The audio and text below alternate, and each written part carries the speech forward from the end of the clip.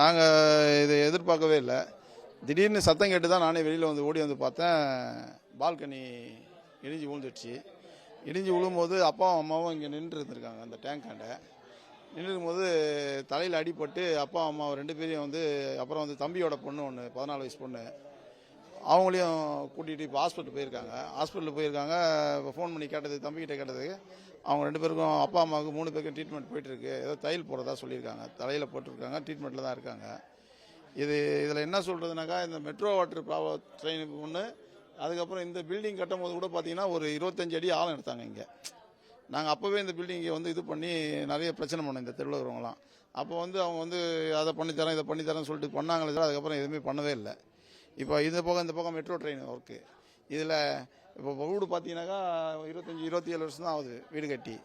இது ஏற்கனவே இந்த மெட்ரோ ட்ரெயின் இப்போ எல்லா வீடும் பாதிக்கப்பட்டுக்குதுன்னு சொல்லிட்டு ஒரு முறை போய் கம்ப்ளைண்ட்டும் பண்ணாங்க.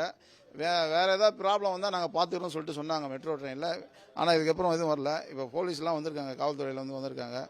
இப்போ நாங்கள் ஏற்கனவே இப்போ இடிஞ்சு விழும்போது நாங்கள் எல்லாம் மேலே தான் இருந்தோம். இப்போ ஃபயர் சர்வீஸ் வந்து என்ன பண்ணாங்க, உடனே ஆளை வச்சு ஏணி வச்சு இறக்கிட்டாங்க. எங்கள் எல்லாரையும் மேலேருந்து இறக்கிட்டாங்க. அவங்க வீடை லாக் பண்ணிட்டு கீழே இறங்கிட்டோம்.